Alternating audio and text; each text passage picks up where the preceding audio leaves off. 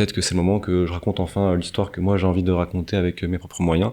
Et c'est un peu comme ça qu'à la fin de la production, j'ai aussi quitté le studio pour commencer à bosser sur un projet de mon côté. Moi, ce qui m'inspire beaucoup, c'est ce que j'appelle personnellement les micro-studios, dans les studios de 1 ou 2 personnes, voire un peu plus, et qui font des petits jeux sur un mois, et qui ont souvent un Patreon. Mon petit rêve, c'est de pouvoir partir en van et de faire mes jeux en voyage. C'est ce message qui m'a fait oser aller à ma première Game Jam quand j'étais encore vraiment un adolescent. Tout le monde peut venir, vraiment, genre que vous soyez un professionnel ou un amateur.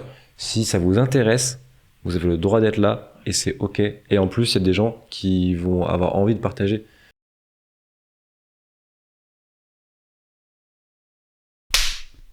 Bonjour, bienvenue sur Indie & Co, le podcast qui explore les coulisses de la création vidéoludique rennaise et indépendante surtout.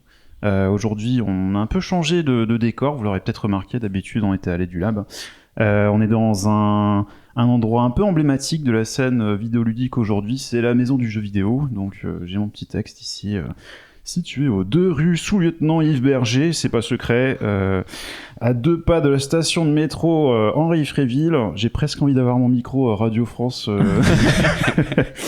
114 mètres carrés avec un jardin inauguré en décembre 2023. En fait, c'est un projet qui a été porté par une association, qui a été financé par le budget participatif de Rennes. Ça fait quelques années qu'on a ça. En tout cas, on en parlait tout à l'heure. Donc la maison du jeu vidéo qui se veut être un espace hybride, réunissant professionnels, amateurs, associations, passionnés. Ça tourne dans tous les sens. Ils nous permettent de faire des assemblées générales qu'on va faire juste après là. Donc ça spoil un peu par rapport à quand on a enregistré ça, d'enregistrer des podcasts, de faire des jams, de faire plein de choses excellentes. Et c'est très champêtre, j'entends les oiseaux là, c'est excellent. On n'est pas avec le même matos. Bref, les 2 personnes que j'ai ignorées, qu'on a quand même invitées ici. Bonjour, on existe. Aujourd'hui. Bonjour, on est avec Simon Chatelut, développeur ayant travaillé sur des jeux comme Astérix et Obélix, Vidi Vici, coordinateur pédagogique de l'Ecagnan. Bonjour. Bonjour. Et on est ici avec Théo Var, fondateur du studio Rebel Pixel, après avoir été chez Microïd et 8sec. 8sec 8sec, ok, j'avais raison la première fois. Do you speak English? A little bit. Bref, comme d'habitude, moi c'est Christopher, je suis avec Alexis. Salut. On est très heureux d'être là. On parle pas de la régie, mais il y a aussi la régie qui ne peut pas parler. Et bonjour Étienne. Et donc, comme d'habitude, je te passe la main pour la question qui va tout lancer. Et oui, comme on commence en fait les podcasts, donc je vais quand même peut-être rajouter un tout petit truc. Ah mon Dieu. Cette semaine avait lieu Adon, et donc c'est pour ça aussi que vous êtes venus, et en fait vous n'êtes pas du coin, vous êtes de Lyon. Et donc du coup, c'est un peu pour ça aussi qu'on a fait ce setup à l'arrache à la maison du jeu vidéo, mais c'est très cool aussi de faire ça. Et puis comme vous étiez là cette semaine, ça permettait aussi de se voir, de discuter, et puis on va parler de plein de choses. Mais d'abord, je vais commencer par la question qu'on commence toujours, c'est comment que vous avez découvert le jeu vidéo, c'est quoi vos premiers souvenirs de jeux vidéo, et puis peut-être Simon si tu veux commencer. Désolé Théo.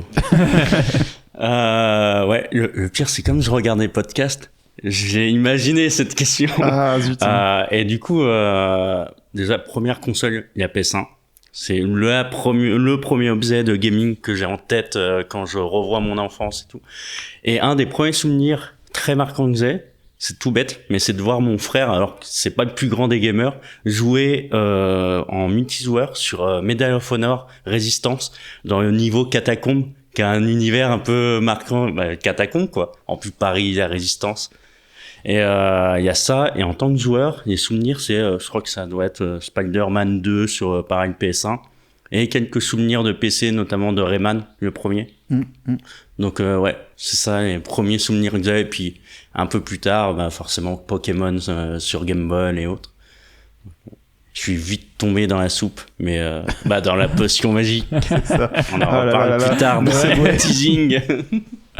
Et toi Théo, du coup c'est quand même assez marrant ce que tu dis, puisque moi mon premier souvenir c'est ma première console, c'est la Game Boy Advance que j'ai acheté sur un vide-grenier avec Astérix et Obélix XL dedans. Donc c'est très cool, je m'amusais sur le jeu. Et un jour, j'ai un ami qui m'a offert Pokémon Ruby. Je me rappelle au début, il marchait pas, c'était un enfer, j'étais dégoûté. parce que je connaissais pas trop finalement ce jeu. Et à force de souffler dedans, essayer, le jeu a fini par booter. Et là, je me suis quand même pris la grosse baffe Pokémon de ok, c'est quoi un RPG qui propose vraiment une évolution, enfin quelque chose de beaucoup plus complet que l'expérience que j'avais sur un jeu plus arcade de Obélix et Astérix. Et ça vraiment, ça m'a marqué, quoi. Donc Astérix et Obélix à fond et Pokémon. Inception. Non, mais vous pouvez voir un petit changement. Il y a dans les souvenirs aussi un peu de jeux vidéo. Et pour moi, c'est du jeu. Et en partie jeux vidéo. T'as les jeux électroniques McDo. Dans les Happy Meal aussi. Ça, c'est rigolo comme jeu. Et ça fait, tu vois, les vieux d'Avien, ils vont te dire, ah ouais, les Game & Watch et tout. Bah, nous, c'était un peu ça, nos Game & Watch. Ouais, j'avoue, moi, donc, ça me fait penser à un truc que j'avais eu comme ça, boîte de céréales peut-être aussi, je sais plus. Ouais, moi, mais je en suis tout cas, boîte, mais ouais. Petit boîtier, là, avec 3 boutons et comment dire, juste un écran un peu calculatrice, qui mettait un petit jeu, bah ouais, vraiment complètement Game & Watch. Hein, et ça se vend un bras maintenant. Ouais. Parce que les trucs Happy Meal, petit tips pour se faire un peu d'argent, t'achètes tes trucs Happy Meal, t'attends un petit peu, 2-3 ans, histoire que ça devienne rare, notamment les cartes Pokémon. Ça, c'est grâce à Blanche, qu'on a vu précédemment au podcast, que j'ai appris ça. Ah, c'est bien, tu fais des références en plus, on pourra mettre le lien. Mais du coup, même les mini-jeux Sonic moi, que j'ai de McDo, ça peut vite prendre de la valeur, surtout si t'as la collection complète et tout. Un peu de spéculation, c'est pas très de gauche, mais bon, évidemment, il faut survivre. Voilà, c'est type survivalisme. Vous êtes sous le capitalisme. Voilà comment y survivre. C'est ça, c'est la fin du monde, faut vendre des cartes Pokémon. Bah du coup, après, pour continuer, pour enchaîner, donc ça c'est donc vos premiers souvenirs de jeux vidéo. J'imagine que vous avez aussi peut-être touché de l'indépendant. Est-ce que vous avez eu des expériences, en tout cas de jeux indépendants, avant de commencer à créer, ou est-ce que c'est venu après ? Et quelles sont un peu vos références que vous avez là-dessus, en fait peut-être si tu veux commencer ce coup-ci, Théo. Ouais, non, j'ai clairement été beaucoup plus joueur avant de commencer à être développeur et à créer des jeux. Moi, j'avais pas mal pris la claque de l'époque avec les Super Meat Boy, Fez, Bread, ces jeux un peu à l'époque du Xbox arcade. Je pense que ça, c'est les premiers jeux où j'ai commencé à me dire genre waouh, les jeux sont incroyables, et ils sont faits par des équipes, des petites équipes, des fois une seule personne, et c'est un changement un peu de paradigme à l'époque où finalement en tout cas moi dans ma vision c'était forcément des studios, donc je savais pas encore exactement qu'est-ce que c'est un studio, comment cette personne, mais pour moi c'est un truc inatteignable, et là on se rend compte que finalement il y a des gens qui ont des propositions super atypiques, super originales et tout aussi fun finalement que des jeux à gros budget. Okay. Toi, je sais pas, c'était quoi? Ouais, moi j'ai mis plus de temps à me mettre à ce qu'on appelle l'indépendant aujourd'hui, donc des journées, des limbos. Et du coup, j'ai un bas de catalogue énorme à rattraper. Mais ceci dit, si on revoit et on redéfinit un peu indépendant, si c'est le fait de juste pas avoir un éditeur sur de l'éditer, bah, y a plein de trucs intéressants à étirer. Et notamment, moi, les vrais souvenirs de jeux indépendants, bah, c'est les jeux Flash. Parce que littéralement, c'est un mec tout seul qui fait des jeux, et parfois qui fait un jeu de malade qui marche sur un navigateur. Et en soi, ça rentre pour moi dans cette définition de ok, je fais un jeu que j'auto-édite sur une plateforme, certes, mais de toute façon, on a toujours besoin d'une plateforme, donc ça marche. Et il y avait quand même vraiment des fois des dingueries, alors que j'ai pas forcément connu, tu vois. Moi, c'était plus ces jeux avec des pingouins. Clin d'œil. Mais ouais, c'est le premier jeu, et j'ai mis plus longtemps à venir. Après avoir commencé à apprendre à créer pour les jeux indépendants. Ah oui, après, je m'y intéressais. Ouais. Mais de là à passer le pas, j'ai mis un temps. Ouais, c'est souvent l'histoire qu'on entend que quelqu'un a touché au domaine, s'est dit ah les jeux c'est cool, ah peut-être un jour, mais en fait non, moi je vais faire autre chose. Genre je vais faire de la chimie ou je vais vendre des tapis, et ensuite je reviens et c'est cool. Tu vois, je parlais là surtout en tant que joueur. Par contre, en tant que ok, je veux faire ça dans ma vie, moi ça a été très très tôt. Littéralement au collège, j'avais 2 choix. Soit je prenais l'embranchement cinéma, soit l'embranchement jeux vidéo. Et la vérité, c'est que j'avais qu'une seule envie, c'est que un jour ça fasse comme les mauvais jeux narratifs, que l'embranchement il se rejoigne avec un truc. Typiquement faire des cinématiques ou utiliser un outil de jeu vidéo pour le cinéma, comme ça se fait de plus en plus aujourd'hui. Donc c'est encore un doux rêve de dire un jour ça viendra. Bah, refais venir le FMV, c'est bon, quoi. C'est vrai. Mais c'est rigolo parce que j'ai proposé à des étudiants d'en faire, vu que j'ai fait un truc sur les cinématiques, j'aurais fait, si vous avez pas moyen de faire un truc avec un moteur de jeu ou quoi, faites des cinématiques en vidéo, ça marchera. Moi, ce qui m'intéresse, c'est la mise en scène et ce que t'as derrière. Ouais. Donc carrément FMZ, c'est rigolo comme truc. Il y a un des jeux où ils te proposent de faire du cinéma dans le jeu. Ça date maintenant. Je crois qu'ils sont en train de faire une suite ou pas? Parce que moi, ça me fait popper deux références. Soit les jeux vraiment où tu fais une simulation de cinéma. Ouais. Voire un plus vieux jeu qui s'appelait Stun quelque chose où tu faisais cascades de cinéma en voiture. Et c'était très rigolo. Et sinon, en plus récent, le dernier Sam Barlow, je crois que c'est le dernier. C'est Immortality, où là, t'as tout un gameplay qui est lié au montage et à choper des références à l'intérieur, de choper un petit détail et c'est du FMV, du coup, parce que t'as 3-4, en gros, t'as des rushs de 3-4 métrages où tu dois analyser pour trouver le détail qui va te faire rentrer un peu plus loin dans l'enquête. Ouais. Donc je sais pas ce que t'avais en tête, peut-être plus simulation. En tout cas rien, moi j'avais même commandé Conquer en tête, quoi, où les gens ils avaient l'air de s'amuser quand ils faisaient les cinématiques, donc c'est parti. Non, ouais, carrément. C'est GTA V aussi qui a été vachement utilisé. J'y pensais, ouais. En fait, il y a vraiment une vraie scène qui crée du coup des courts-métrages intégrales sur GTA V. Ouais. Alors, ouais, vas-y, continue. Mais j'ai une anecdote de quelqu'un qu'on connaît et qui est liée à ça. Ok. Vas-y. Mais ouais, ce qui est intéressant, c'est que t'en as qui ont fait ça parce que juste c'était disponible. Et il y en a aussi qui jouent vraiment avec ce médium en ayant un peu une mise en abîme du coup du personnage joueur finalement, et de comment est-ce qu'on le fait interagir dans ce court-métrage. Il y a des projets super intéressants, il faudrait que je retrouve les références, mais ouais, j'avais vu des trucs. T'en veux des références si tu veux, je t'en souffle, personne va les entendre que toi, promis. Tu voulais nous parler de quelque chose aussi toi sur ouais, en fait ce qui est trop cool, c'est que alors faut savoir qu'à Lyon il y a plein d'écoles de jeux vidéo. Théo, on peut le dire, l'école que t'as fait, choisis Brassard. Moi, j'ai fait Bencourt École. Et en fait, on a un professeur qui est quasiment dans toutes les écoles où qui est passé, qui s'appelle Xavier Lardy. Si vous voulez avoir du super contenu sur le game design, son site internet est incroyable.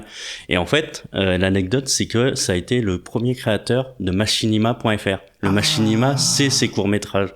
Et lui était derrière machinima.fr. Donc voilà, et du coup on lui fait un coucou, parce que le fait est qu'on est en partie là grâce à lui, et que c'est quelqu'un d'adorable, et que il y a plein de trucs à raconter aussi. Ouais, c'est vrai que Machinima c'était un truc, mais effectivement GTA, je pense que c'est aussi, le jeu faisait comprendre qu'il y avait de la mise en scène à faire avec toutes les entrées, la présentation des personnages, et tu te dis c'est un film en fait. Et après, ouais, effectivement, les gens se sont amusés avec. Ouais. Ah oui, mais du coup, vous aviez en tête quoi? Plus ERP peut-être? Non, mais moi j'avais pas entre pas. C'est vraiment les outils de GTA et les modes.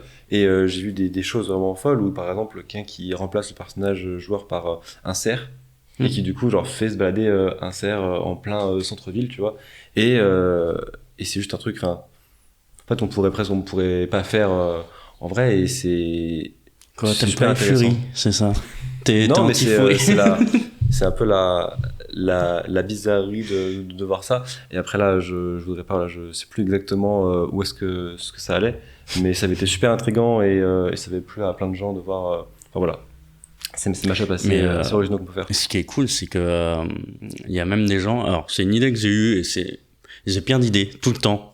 Oui. Mais il y en a rarement qui se concrétisent. Et typiquement faire un documentaire sur Days.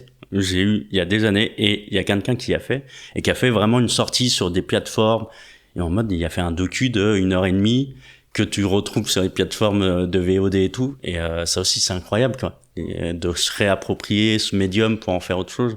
Peut-être qu'on pourra aussi parler de la photographie virtuelle. Ouais, c'est clair. Ouais. Je tease encore, j'aime teaser. C'est les gens qui vivent dans le jeu vidéo qui changent tout ça, il y a toujours le lien social, mais effectivement, quand les gens commencent à créer d'autres choses dans les jeux, je sais pas à quel point il y a des jeux qui sont créés dans les jeux même.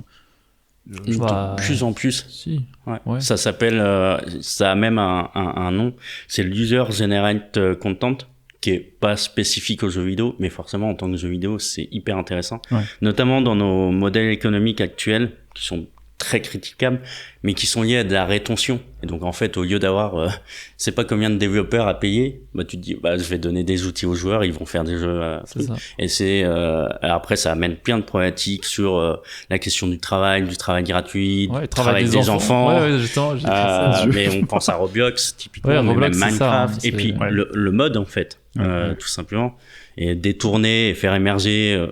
Il y a aussi des fois juste de l'émergence directement dans les jeux. J'ai le souvenir de parties de badminton dans Overwatch où t'as deux Genji, un jeune crate qui tire une balle et ça se renvoie et t'as Ange qui fait le filet. C'est trop bien. Et c'est trop cool. C'est pour ça qu'on adore le jeu vidéo. Tu vois, je te regarde comme ça quand je dis ça. Mais en pensant, moi, ça me fait penser finalement à, je pense, mes premières vraies expériences où j'ai essayé de concevoir quelque chose. Ouais. Assez jeune, en fait, bah, c'est dans des jeux comme ça. Je pense principalement à Little Big Planet Ouais. sur PSP, où là, j'ai vraiment des souvenirs de. Je partais en vacances et vraiment, j'ai passé beaucoup de temps sur la PSP à juste créer un niveau. Et en fait, c'était du level design. C'était du level design, et mes premières expériences de toucher à des moteurs de jeu, c'était catastrophique. J'ai mis pas mal de temps avant de m'y mettre vraiment et pousser. J'ai commencé avec des petits moteurs comme Game Maker, FPS Creator, ce genre de choses assez friendly, jusqu'à arriver vers des moteurs plus avancés et complets. Mais Little Big Planet, pour le level design, c'était vraiment incroyable. Alors aujourd'hui, je pense à Mario Maker, qui est finalement quand même un outil vraiment complet en réalité. Genre, je crois qu'on peut créer la plupart des niveaux de Mario en fait, dans Mario Maker. Donc on voit que c'est un outil finalement presque de prod, mais qui a été gamifié pour que tout le monde puisse s'en servir.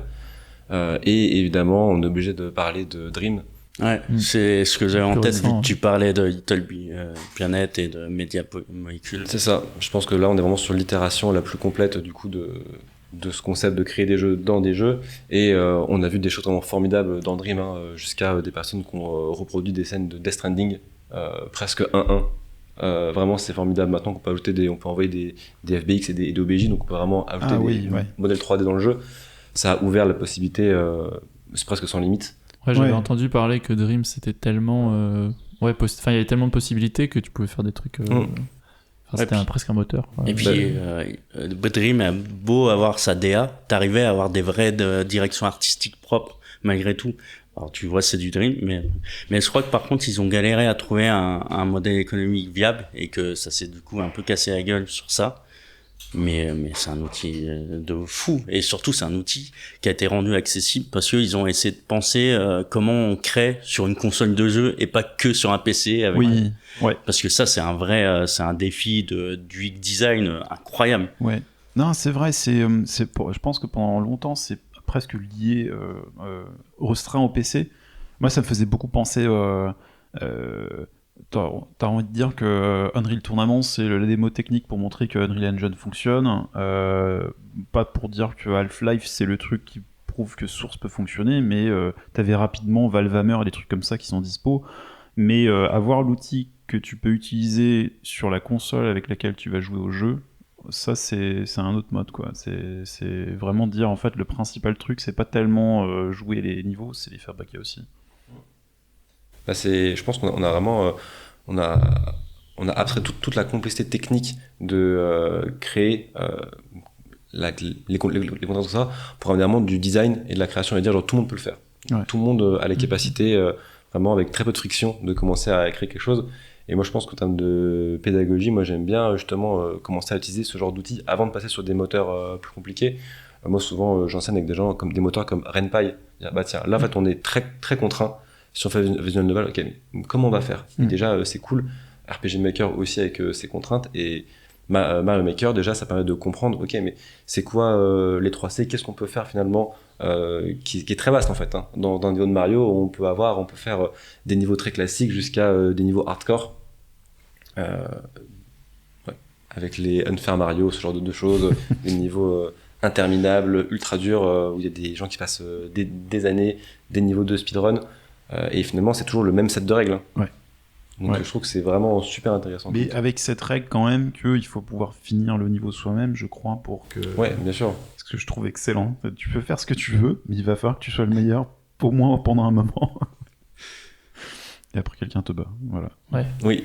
Mais ce qui est bien avec ce genre de choses aussi, que ça permet de faire vivre le jeu aussi longtemps. Tu vois, même après ça, entre guillemets, tu vois, même si la boîte est ferme ou quoi que ce soit, à moins d'avoir des serveurs ou des choses comme ça, si c'est des niveaux qu'on se partage en fichier ou quoi que ce soit, bah, le jeu il peut être infini et il peut y avoir du contenu toujours créé.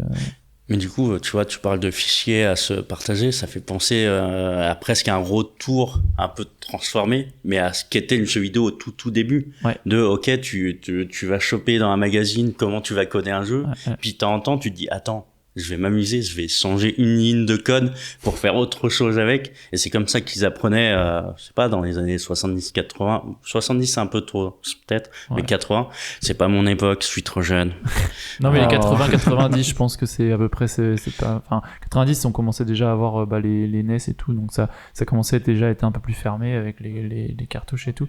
Mais ouais, clairement, avant, avec cette méthode-là, en fait, ça permettait justement d'apprendre à bidouiller en fait et de commencer à être et je pense qu'il y a pas mal de gens qui se sont essayés à ça, qui derrière sont peut-être devenus devs et ont fait des jeux et c'est aussi cool quoi, c'est formateur. Mais il y a toujours des gens de toute façon pour aller bidouiller les trucs et aujourd'hui on craque les consoles, on essaye de faire des SDK privés, enfin en tout cas quand je dis privé mais plus pirates, tu vois, genre des SDK pirates, on fait des homebrew, des trucs comme ça et c'est ça qui fait que derrière on bidouille aussi quoi. Et on apprend aussi, les gens apprennent. Ouais, puis ça crée une scène tellement diversifiée. Alors certes le grand public ne voit pas forcément, mais moi il y a deux exemples en tête de scènes un peu annexes qui sont mais immenses. T'as Is.io, si on parle de jeux vidéo un peu plus classiques, mais aussi avec des assets. Ouais. Et puis je vois ton t-shirt de Remez. Peut-être quand j'en aurai un aussi beau dans 2-3 semaines, qui sait. J'aime bien teaser, hein. C'est cool, hein. Après, faut revenir, faut faire 12 autres épisodes. Hein, ouais, mais je fais un post-mortem de ma visite de Lemage et comment on a créé un événement parce qu'on a été trop inspiré, parce que c'est trop inspirant. Dans 5 ans, quand on aura monté un événement à Lyon, bien gaucho, ouais. On viendra expliquer comment on a fait, qu'est-ce qui nous a inspiré. On fera un road trip du jeu vidéo indé. J'avoue. Voilà. Avec un petit van et avec les trucs dans le van. Ouais. C'est bon. On a un concept. De maisons de jeux vidéo, il faut faire un réseau des maisons de jeux vidéo de toute la France. Carrément, du monde entier. Ouais. Les festivals aussi, pareil. Mais il me semble qu'en été, alors je sais plus qui c'est qui fait ça, mais il y a un Tour de France du jeu vidéo et ils vont de plage en plage avec je crois un camion où t'as des jeux dedans et tout, où tu peux récupérer des... Il me semble, mais je suis pas sûr. Il y a Arte qui fait ça. Eh ben c'est peut-être eux. Ouais, peut-être, ouais. On les avait croisés à la route du rock et ils avaient quelques-uns des jeux... D'ailleurs, il y a un épisode avec Monsieur Jeux Vidéo de Arte. On avait Adrien Larousé avec nous pour parler de l'édition chez Arte des jeux. J'aime comment ça tourne sur les épisodes, ça crée des liens, des embranchements. Incroyable, on est des narrative designers. Donne pas les secrets. Pour revenir un petit peu, du coup, vous avez parlé de vos écoles où vous êtes passés. Qu'est-ce que vous en tirez de ces expériences-là ? Et est-ce que c'était une volonté précédente de vouloir vous lancer dans le jeu vidéo ? Est-ce que toi t'as dit que du coup tu t'étais plus à la fois cinéma, jeu vidéo, tu sais, enfin entre les deux. Ouais, après Théo, je sais pas si t'as mentionné le plus. Est-ce que t'avais un attrait en fait pour le jeu vidéo avant tes études ? Et dis-nous ça déjà. Ouais, moi j'ai quand même toujours eu un gros attrait pour les jeux assez vite. Quand j'ai compris que je me faisais vraiment trop kiffer sur Little Planet, etc., que je voulais aller un peu plus loin parce que j'avais des idées où j'étais... Quand tu commences à être limité par tes outils, tu te dis ok, comment je vais faire ? Donc là j'ai commencé à utiliser des outils comme Constructo 2, donc toujours avec des choses assez simples en fait pour ne pas être bridé par la technique, puisque j'étais déjà assez jeune à l'époque, mais je faisais ça vraiment comme un hobby. Et je me rappelle quand même bien du jour où je me suis dit que je voulais faire du jeu vidéo, parce que ça m'a marqué ce jour-là. C'est mon père, il fait du parachute, du coup j'étais très jeune, et un jour il m'amène avec lui voir une session, et en arrivant il check un de ses potes, il me dit tu vois lui c'est un parapro, et je fais donc c'est un professionnel, il me dit ouais, et il m'explique qu'en fait il est payé pour sauter. Et moi je suis en mode papa, toi tu payes pour sauter, lui il est payé pour sauter. Et là j'ai fait un clic, je fais mais comment c'est possible, c'est-à-dire que mon père, tu vois, il y a un truc qu'il kiffe, il paye pour le faire. Ce mec-là, c'est la même chose, mais il est payé pour le faire. Donc là, ça m'a fait un déclic. J'étais en mode, mais qu'est-ce que je kiffe faire, moi ? J'étais en mode, moi, vraiment, le truc que je fais tout le week-end, que je parle avec mes potes et que j'adore, bah, c'est le jeu vidéo et d'autant plus les créer, quoi. Même pas, enfin, y jouer, j'adore, mais j'avoue que la création, ça me passionne. Et je me suis dit, bah, du coup, vas-y, je vais être payé pour créer des jeux. Et je pense que c'est un peu ça ma première réflexion. Ouais, et de fil en aiguille, je me suis retrouvé à faire une école. Et donc, du coup, c'était dans cette volonté-là, en fait. Tu t'es dit, moi, je veux être payé pour faire du jeu vidéo. Je vais dans les écoles, ça va m'apprendre comment faire mieux, plus, je sais pas. Ouais, j'ai beaucoup regardé des making-of pour essayer de comprendre comment ça fonctionne, etc. Et après mes études, après le bac, moi je suis parti un peu voyager, j'avais besoin un peu de prendre du temps j'ai fait une année sabbatique. Et en revenant, il y avait cette école, je dis vas-y, on va voir. Enfin, c'est un bon point d'entrée pour apprendre. Finalement, les écoles privées de jeux vidéo ont quand même beaucoup de soucis et plein de problématiques. On pourra en revenir dessus. Mais par contre, ça m'a donné quand même la persévérance de, pendant 3 ans, faire que ça, quoi. Ouais, ça te met un cadre. En fait, quel que soit le cadre dans lequel tu es, t'as quand même un cadre de là, de toute façon, il faut que je fasse du jeu vidéo, donc je vais en faire. En fait, c'est ça. En fait, vraiment, pour vraiment résumer en une phrase, c'est assez rapide, quoi. Le truc que ça m'a apporté, c'est de dire, pendant 3 ans, tous les jours, je fais que ça. Ouais. Je fais que ça. Et à la fin, ça y est, j'avais dépassé les outils de base que j'utilisais, et maintenant, j'avais la théorie et la pratique pour créer des jeux complets, seul ou en équipe. Mais ça, oui, du coup, c'est pareil, t'as rencontré des gens aussi, du coup, et ça te permettait aussi peut-être de faire de faire des projets un peu plus gros que quand t'es tout seul, que tu sais pas forcément faire telle ou telle discipline. Carrément. Moi, je suis pas du tout un artiste, donc je sais pas dessiner, je sais pas faire de 3D. Et pour commencer à collaborer avec des étudiantes qui savent faire ça, d'un coup, tes jeux, ils se mettent à changer totalement, parce que y a une direction artistique, il se passe quelque chose, ça arrête d'être des placeholders. Ouais. Donc ça, c'est super, tu découvres des nouveaux métiers. Moi, j'ai appris plein de choses que je connaissais pas. Ouais, je pense que ça aussi c'est super cool, c'est d'être avec plein de gens on est tous là pour faire du jeu. Il y a plein de temps, donc faisons ça. Ouais. Ah, c'est cool. Et du coup, après, qu'est-ce que vous avez fait? Donc en sortie d'école, vous avez cherché du taf là-dedans, vous avez... On va passer à Simon comme ça pour ping-pong. Moi, ce qui s'est passé, c'est que j'ai fait 3 ans, donc j'ai eu un premier diplôme et je savais pas trop quoi faire après coup. Et j'avais un peu peur du vide. Surtout que on arrive, je pense, au moment où nous, on commence à faire nos écoles. Des écoles commencent à avoir plus ou moins réputation, ou en tout cas à s'être structurées. Et il y en a plein. Et nous, je pense que les écoles qu'on a fait, c'est des écoles qui étaient quand même déjà un peu posées. Je sais plus où j'allais avec ça. Pour l'après l'école, voilà. Est-ce que tu as trouvé Et donc, on a une génération un peu comme ça, et on commençait à avoir beaucoup de monde qui sortait de ces écoles, trop par rapport au marché de l'emploi actuel. Et moi, du coup, j'étais dans cette inquiétude-là, et donc j'ai refait un diplôme, j'ai commencé un nouveau diplôme, et en fait, j'ai fait qu'1 an pour plusieurs raisons. Première raison, c'est que en fait, ce qu'on m'apprenait, c'était un master, et en fait, j'avais pas tant de cours que ça.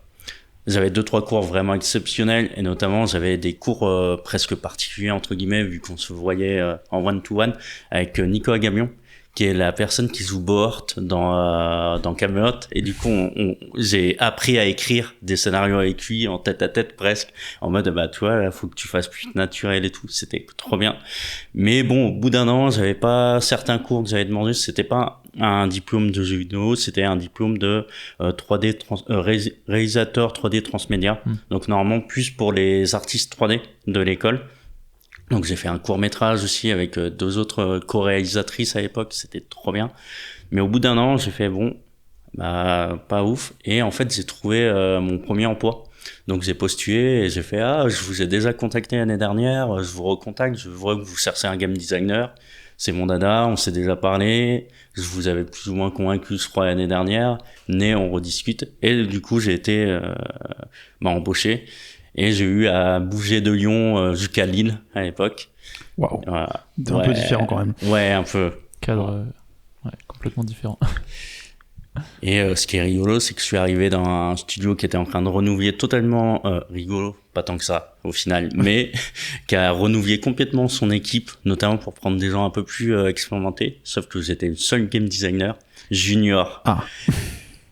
J'ai appris à le dire.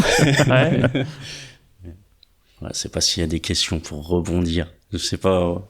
Peut-être Théo, toi, comment tu t'es sorti de l'école, t'as cherché quelque chose Moi, j'ai pas cherché puisqu'on m'a contacté directement en 3e année.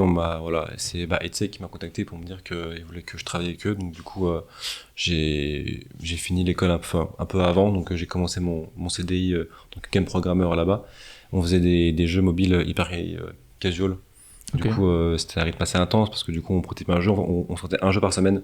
Vraiment, donc chaque personne développe un projet, donc chaque semaine il y en a pas mal qui sortent. Le modèle économique du jeu hyper casual, c'est assez particulier. C'est un jeu, on va vraiment chercher le hit. Et du coup, pour le chercher, il faut qu'on teste. Et on teste énormément. On regarde la data. C'est la data qui dicte tout. Donc on fait beaucoup d'évaluations, on teste les KPI, donc les CTR, les CPI. Et on regarde si c'est bon. T'arrêtes de nous parler chinois là. Explique un peu. Moi je comprends, hein, mais parce que voilà. En gros, pour faire très simple, le CPI c'est le cost per install. On fait des pubs pour nos jeux sur les réseaux, comme sur Instagram et Facebook. Et en fait, on va pouvoir calculer combien ça nous coûte pour acheter un joueur. Donc par exemple, nous il fallait que un joueur ça nous coûte moins de 10 centimes. Et si c'est en dessous de 10 centimes, alors on continue à itérer sur le jeu, on l'améliore. Si c'est au-dessus, on passe au suivant. Ok. Voilà. Et du coup, c'est ce genre de formule. Ouais, c'était vraiment très industriel, très porté sur la recherche du profit au final, j'imagine, plus que sur l'expérience que tu peux donner au jeu. Parce qu'au final, si tu itères sur beaucoup de jeux et que tu t'en tues et t'en fais des nouveaux, il y a plus ce truc il faut une mécanique addictive pour qu'il y ait du joueur. Mais on pense pas forcément à l'expérience du jeu et en fait ce qu'on veut procurer, j'imagine. Après ça va quand même de pair, hein. L'idée c'est que si ton jeu il est mauvais, il y a très peu de chances qu'il passe les KPI. Donc en fait le travail c'est beaucoup un travail d'analyse et faut vraiment comprendre du coup le game design des jeux hyper casual et surtout vraiment suivre les tendances. Donc on regarde qu'est-ce qui marche et on se dit ok on va essayer de faire un petit pivot. Donc on prend une idée, on la pivote, on essaye, on voit que c'est un peu mieux qu'avant. Bon, on va encore essayer de la pivoter parce qu'on voit qu'il y a quelque chose à faire. En général, c'est des cycles. Donc, en fait, il y a des gameplays qui reviennent. Moi, je sais qu'à l'époque où je suis arrivé, la mécanique qui marchait, c'était utiliser le clavier du téléphone. Donc, en fait, tu avais un champ texte et il fallait cliquer sur ton clavier pour faire quelque chose. Ça a duré quelques mois, hop, c'est passé. Après, on est reparti sur les jeux avec des courses à lignes. Donc, c'est les jeux où tu as 3 lignes et tu peux un peu à la Subway Surfer. Là, on a testé plein de choses. Puis après, ça a changé. On est passé sur des jeux à table, puis des jeux à hold. Donc on change un peu les manières il y a complètement une industrialisation, c'est une chaîne de production qui je sais pas, les gens à l'usine, les temps modernes. C'est un peu ça, moi je vois comme ça. C'est ça. Il y a toujours un peu de ça, je pense, hein. Faut le juste milieu entre on va explorer et prendre des risques et être créatif, hein. Et ça a déjà fonctionné, bon, pourquoi on referait pas pareil Exactement. Et du coup, tu as escoté sur la partie mécanique et après sur la fantasy, donc ça c'est l'esthétique. Et par exemple, on va dire, tiens, on a la mécanique des courses. Ok, ça en ce moment, c'est le truc qui marche. Maintenant, comment on l'habille? Alors, on a fait une fois où bodyguard, du coup, tu joues un bodyguard d'un VIP et du coup, il faut la protéger des personnes qui arrivent. Une fois, c'est des courses avec des roquettes. Une fois, on est dans l'espace. Et du coup, on va aussi chercher, ok, c'est quoi en ce moment les esthétiques qui fonctionnent pour arriver à coller et finalement trouver. En fait, on doit deviner qu'est-ce que les gens veulent avant qu'ils sachent ce qu'ils veulent. Voilà, donc, on doit toujours avoir un coup d'avance. Du coup, ça demande quand même beaucoup d'analyse de données. Donc là, on a des services spécialisés comme Sensor Tower qui nous permettent de regarder tous les jeux avec des estimations, leurs chiffres, et ensuite d'arriver à créer notre version qui, on l'espère, va être la version qui va faire le hit. Oui, ça s'applique à tout le monde. Moi, je pense à Assassin's Creed où c'est globalement, les gens ils aiment bien l'escalade, quoi. Finalement, on peut voir aussi un peu cette méthode, sur d'autres types de production, effectivement. Sur des casuals, elle a ce côté ultra rapide, ultra flash, et du coup, c'est pour ça qu'on n'a qu'une semaine pour développer, parce que la trend bouge très vite. Mais finalement, à plus grande échelle, c'est ça, mais genre, tout est plus gros. Donc, les trends durent des années au lieu de semaines. Les gens se lassent, puis ils veulent autre chose. On peut aussi garder les mêmes mécaniques, mais changer l'esthétisme. Au final, il y a quand même un truc assez général à l'industrie du jeu vidéo. Ouais, ce qui est intéressant avec les trends, c'est que ça a un vrai impact négatif quand on parle de AAA, parce qu'en fait, très souvent, il y a une inertie ou une incompréhension de certaines directions créatives qui comprennent pas qu'en fait Astren elle est déjà passée, donc t'as des jeux qui sortent et qui sont coupés incessamment sous peu. On peut penser c'était Hyperscape Ubisoft, mais Concorde aussi, parce que il y a une saturation du truc.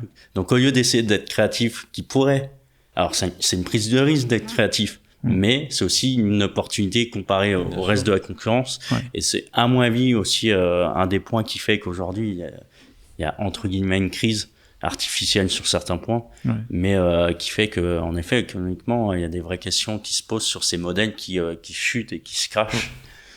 Et c'est en partie lié à ça, hein. C'est le fameux open world d'Ubisoft où les gens ils font, faut arrêter. Alors ceci dit, des open world d'Ubisoft, s'ils sont aussi nombreux, c'est qu'en fait ça reste que ça marche un minimum pour Ubisoft, sinon ils arrêteraient. Il doit y avoir une mesure, Et enfin, moi j'aimerais bien qu'ils sortent Half-Life 3 chez Valve plutôt que faire des chapeaux, même si ça marche, quoi. Tu veux pas jouer à leur nouveau jeu multi, Deadlock, il me semble. Oui, c'est ça, je crois qu'ils ont annoncé ça. A l'air d'avoir marqué tout le monde. Non, mais apparemment c'est vraiment pas mal. C'est un mélange shooter MOBA, un plus, mais en mode un peu plus complexe et à la Valve. Et de ce que j'aurais entendu, c'est pas si mal que ça. Ok. Ils ont peut-être réussi à avoir le bon pivot sur une trade qui était un peu là, parce que c'est aussi un hero shooter. Et les hero shooters, on en a déjà quelques-uns qui marchent plus ou moins bien, donc apparemment ils ont pris un peu le. Et puis c'est Valve, donc forcément il y a aussi des noms qui sont assez ronflants pour vendre un minimum, au moins en démarrage, et après à eux de réussir à capter et avoir ce qu'on appelle ce marketing pas de la rétention mais de l'attention, parce que littéralement c'est ça. Et ce qui est intéressant avec ça, c'est que le jeu vidéo en fait il se bat pas que contre le jeu vidéo, il se bat contre Netflix. C'est ça. Et je crois que c'est le PDG de Netflix il y a quelques années qui disait, mais de toute façon, moi, mon principal concurrent, c'est pas Prime ou autre, c'est le jeu vidéo, c'est Fortnite. Donc, ça aussi, c'est à prendre en compte. Et ils commencent à en faire. C'est pour ça qu'ils ont commencé à en éditer, Voilà, et au point de commencer à arrêter, parce qu'en fait, ils ont compris que les gros jeux, c'était pas pour eux, et ils essayent de faire des jeux plus petits, plus narratifs. Et jouable directement sur. Ils ont coupé Netflix le jeu vidéo, il me semble bien. Au moins en gros partie, au moins tous les gros projets sont coupés. Et je me demande s'ils essayent pas de faire un pivot plus petit jeu narratif, et potentiellement même ce qu'ils faisaient, les séries à embranchement. Alors nous quand on est adulte, on connaît l'épisode de Black Mirror, mais c'est aussi quelque chose qui se fait beaucoup pour les enfants sur Netflix. Beaucoup. En tout cas, il y a quelques productions comme ça, narratives. En fait, c'est juste, moi, quand je regarde ça, en fait, c'est la suite logique de Dora l'exploratrice que je regardais étant gamin. Littéralement, c'est ça, mais avec une vraie interaction pour dire à la carte que oui, je veux faire ça. Ah, mais on en parlait hier, on visitait un endroit cool, et ça parlait de FMV qui revenait un peu avec YouTube et des choses comme ça, où on a eu quelques aventures dans ce genre. Ça revient au thème cinéma avec des choix. Et effectivement, ça c'est facile à faire. Donc, d'ailleurs, à chaque fois qu'on fait une jam, on propose PowerPoint comme un bon choix, et ça marche bien pour faire des histoires. Ça arrivait un peu par hasard comme ça, mais en fait, il y avait quelqu'un qui m'a dit, mais moi je connais pas du tout le jeu vidéo, je joue pas beaucoup, vite fait peut-être Mario Kart ou des trucs comme ça. Comment je fais du jeu vidéo? Et j'étais là, PowerPoint, tu peux cliquer des trucs. En soi, ça peut être un peu interactif, donc tu peux faire des trucs, et si tu sais utiliser PowerPoint, c'est bon, quoi. Et donc c'était le premier exemple de jeu vraiment, vraiment basique pour appréhender en fait un peu l'interactivité et le présenter, quoi.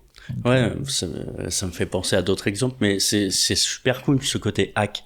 Et typiquement, on refait référence à Blanche, mais qui est un peu la face publique actuellement de la Game Jam des Audacieuses. Et plusieurs fois, il y a eu ce questionnement dans des équipes, de ce qu'elle m'a raconté, d'équipes qui étaient pas du tout tech. Et il y en a qui finissaient par faire des jeux avec Figma.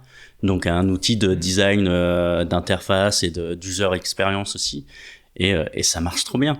Et quand on est un petit conseil pour les narrative designers qui sont en herbe et qui n'ont pas forcément de jeu ou de compétences techniques, un outil qui est très souvent utilisé pour commencer à apprendre notamment l'embranchement, c'est Twine, qui permet de faire des histoires comme les livres dont vous êtes les héros, mais directement sur internet, et c'est trop cool.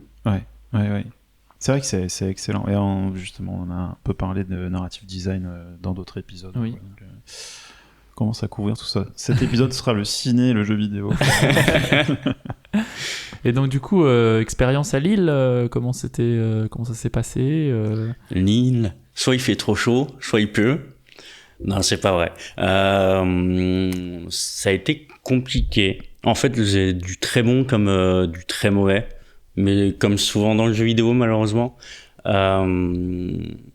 j'ai eu comme très souvent dans le jeu vidéo, des équipes de collègues adorables et des gens qui te font revenir et qui te font durer dans le studio parce que tu dis ok, il est trop bien et en fait j'ai trop envie de continuer de bosser avec lui. Et de l'autre côté, des décisions, des prises de risques où tu regardes, tu fais mais c'est pas possible de faire autant de bêtises alors qu'on te le dit que tu fais des bêtises et souvent les directions. Et le problème, c'est ça écoute pas les travailleurs et travailleuses quand ils leur disent non mais là on va aller droit dans le mur. Typiquement le fameux jeu Astérix Vidi Vici, c'est une sorte de Pokémon Go like. Ouais. Et on nous a demandé de produire ça en 6 mois. Ah. On était 20. Tu regardes le temps qu'a pris Pokémon Go pour Niantic, tu fais on a un problème. Donc le jeu est sorti au bout d'1 an ou 2 de prod, sachant qu'on avait des projets à côté, et il est sorti tout cassé. C'était censé être une V1, ils ont dit que c'était une bêta pour rattraper un peu le coup, mais et ça a pas tenu, et la boîte a pas tenu. Donc ça crée forcément un gros poids psychologique, et en fait au bout d'un moment on se disait oh, le prochain à partir dans 1 mois c'est moi. Et tu le fais, et puis t'as un nouveau collègue qui arrive qui est super cool, donc tu restes 2-3 mois et tout. Et puis un jour, c'est ton RH qui part, c'est ton communicant qui part, donc des gens avec qui t'as confiance et qui est un peu le haut de la boîte, et tu fais non, si les ressources humaines partent, c'est trop grave, et puis moi j'ai confiance en lui, donc je vais enfin se part à mon tour. Et en fait, ce qui s'est passé à ce moment-là, c'est que vous avez des processus de recrutement, notamment pour des game design. Vu qu'on était sur des modèles free-to-play, j'avais commencé un tout petit peu à me former, mais vraiment un tout petit peu. Et c'était un domaine qui m'intéressait un minimum. Et donc, j'avais 2 processus de recrutement, un avec Ubisoft et un avec Gameloft. Ouais. Bon, Gameloft, il cherchait vraiment quelqu'un d'expérimenté, donc j'avais pas le niveau. J'ai crunch sur le test technique. C'était horrible, mais j'ai mené au bout et j'ai eu un nom. Et par contre, Ubisoft, eux, c'était un de leurs programmes. Ils en ont 2. Ils ont un graduate programme. Alors peut-être qu'ils ont fusionné maintenant, et ils avaient le fast track. Et en gros, c'est des programmes à Ubisoft où ils forment des gens en même temps qui sont dans les studios. C'est presque un peu d'alternance, mais en interne. Et là, par contre, j'ai eu un processus de 2 mois que j'ai réussi. Et au bout de 2 mois, j'ai fait non, mais en fait, c'est trop de pression pour moi. Je suis cassé psychologiquement. Ouais. Je vais vous dire non. Donc, on était arrivé au bout et je peux pas. C'est mort. Surtout que le game design, ça peut être quand même un domaine assez particulier en termes d'humain. C'est littéralement des fois mettre des dark patterns, donc des patterns de mécanique ou autres qui vont être faits pour insister le joueur à donner de l'argent, ou l'utilisateur si on est dans d'autres domaines. Ouais. Donc j'ai fait je suis désolé, on est à la fin, j'ai réussi et tout, j'aurais pu aller à Ubi Paris puis Ubi Barcelone, mais là je me sens pas, donc tant pis, je vais me mettre dans la précarité du chômage et puis on va aller plus loin, quoi. On va repasser par la case chômage comme dans plein d'épisodes. Ouais, exactement. On a eu Après le chômage, c'est souvent une opportunité, soit pour créer des jeux, soit pour partir en voyage. Donc, non, mais c'est clair. De toute façon, c'est le vecteur premier d'entreprise, mais aussi de studio tout court de jeux vidéo. Ouais. C'est ça. Oui, on a eu plusieurs épisodes podcasts où on a parlé avec des gens qui justement ont utilisé le chômage pour, en fait, comme rampe de lancement, en fait, pour leur propre studio. Et du coup, c'est bien que ça existe, en tout cas. C'est cool. On est content d'être en France. Oui. Jusqu'au jour où ça n'existera plus, mais non, on espère il faut se battre. Le syndicat, le syndicalisme. On a déjà un épisode sur les syndicats.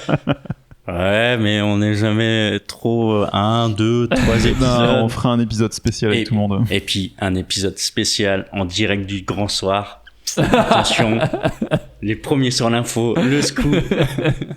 Les grands soirs a été vidéo, prise. Ce serait pas mal, La ça, comme Bastille a été émission. prise. Mais du coup, Théo, t'as donc cette boîte-là où tu faisais du coup du hyper casual et donc semaine après semaine. T'en as eu marre Ouais, c'est ça, j'ai fait ça pendant un an, un peu plus d'un an. Et puis au bout d'un moment, oui, je me suis quand même retrouvé à en avoir marre. Et parce que moi, depuis le début, ce qui m'est venu, c'est raconter des histoires. Moi, voilà, j'ai toujours en tête raconter des histoires, faire vivre des émotions, travailler l'expérience des joueurs et des joueuses, ce que je pouvais pas faire dans l'hyper casual.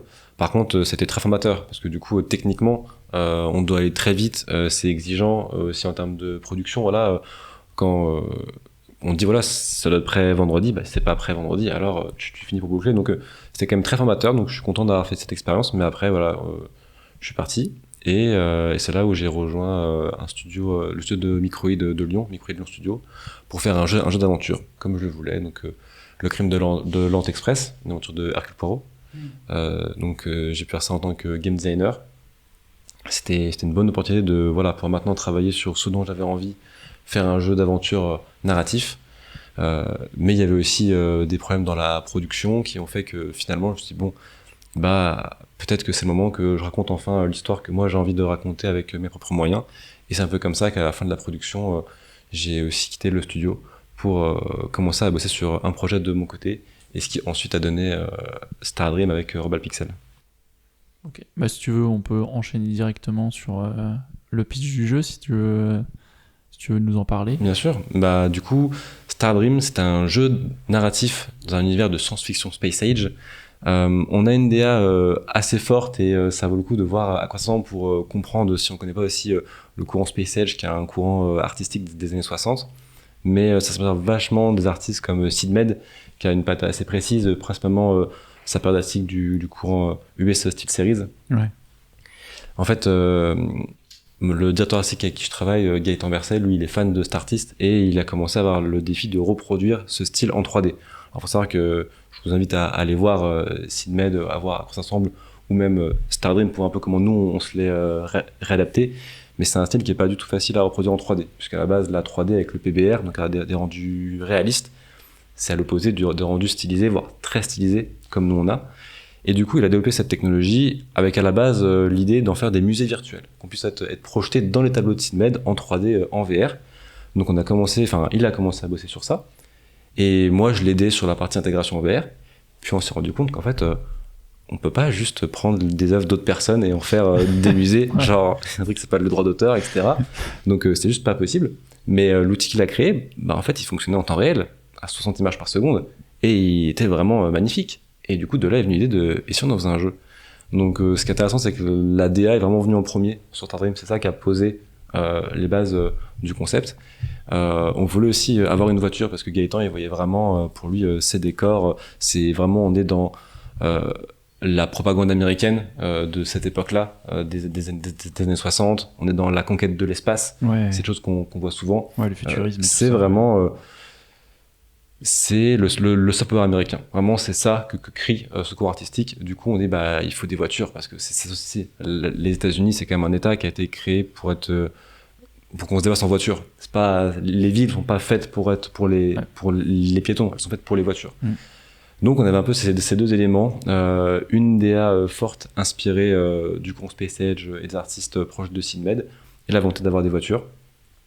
Et on a du coup créé Darlene, cette chauffeuse de taxi qui vit dans Star Dream, un arche spatiale qui a quitté la Terre dans les années 60 et maintenant fait 150 ans qui sont à la dérive.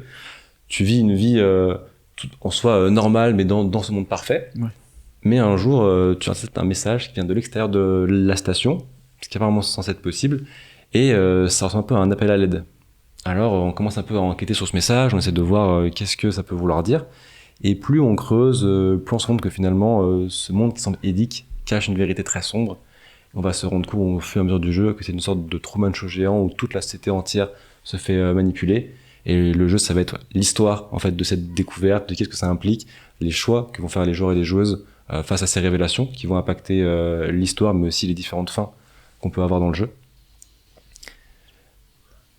voici un peu rapidement qu'est-ce que c'est l'histoire du jeu. Est-ce que tu veux mon argent? T'es pas drôle, tu viens de me piquer la blague. J'allais faire, tu vois le gif de Futurama? Take ma monnaie. Ah, je voulais pas faire cash, quoi. Non, mais tu vois, ça, c'est les esprits un peu géniaux.